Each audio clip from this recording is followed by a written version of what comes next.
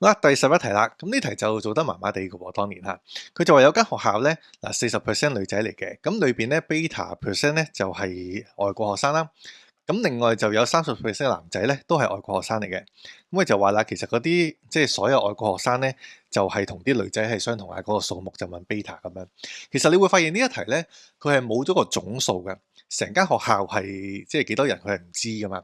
咁所以點樣做咧？嗱，呢題 MC 嚟嘅，我提供兩個方法啦嚇。咁首先 MC 就梗係可以有啲作數嘅方法啦。佢冇總數，你咪屈俾佢咯。佢呢個係百分數咧，其實最好咧就係屈100個噶啦。你就當成間學校咧係有100人嘅，咁其實馬上就好快嘅喎。嗱，女仔佢講咗係有40% 啊嘛，咁你咪就當佢有40人啦。咁而男仔當然就調翻轉就係60個啦。咁呢個就係男女嗰個嘅數目嚟嘅。好啦，咁我就再講咯。嗱，女仔裏邊咧有 beta percent 就係外國人，而男仔裏邊咧有30% 就係外國人。咁而佢就話 total 嘅外國人嘅數目，即係呢一嚿加埋啦，應該就係同女仔數目一樣噶嘛。咁所以我就其實馬上咧就會列到呢一條式噶啦。當我屈咗係 total 有100個之後咧，嗱40個女仔乘 beta percent，再加60個男仔乘30%，咁就啱啱等於女仔嘅數目啊嘛。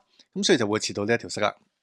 其實馬上就會計到 beta 噶啦，咁你就將呢即係直接撳計數機啦，將呢個調過去減啊，將40調過去除啊，咁最後將個100調埋過去乘咧，其實馬上就會計到 beta 咧，其實就係55嚟嘅，咁所以答案咧就係 C 啦。好啦，咁呢個就係 MC 作數嘅方法啦。嗱，我都做埋，如果係唔作數嘅，咁特別有啲學校咧，好中意攞啲 past paper 攞嚟考 paper one 咧，咁就要列式噶啦嘛。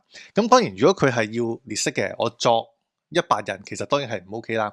咁但係其實背後係個原理係一樣嘅，我就會作咧係有 X 個學生，咁咧個做法一樣嘅喎。女仔咧就會有 X 乘翻40% 啦，因為佢講啊嘛。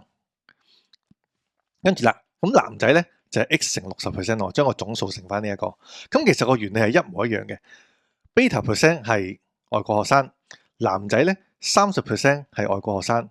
嗱，咁所以我哋都係將呢個總數咧加埋，就係全個學校嘅外國學生，咁應該就等於女仔噶嘛。咁所以咧，我會得到呢一條式嘅。呢條式就係咧，女仔外國學生加男仔外國學生就等於翻女仔啊嘛。咁你會發現，咦，大家都有 X 喎。咁呢個 X 咧，其實係可以約咗嘅。咁大家都係有個 percent 咧，其實全式乘100就會冇咗個 percent 噶啦。咁所以其實咧係會變翻上面呢一條式嘅。咁所以咧做法係完全一樣之下咧，都會計到 beta 其實係55嚟嘅。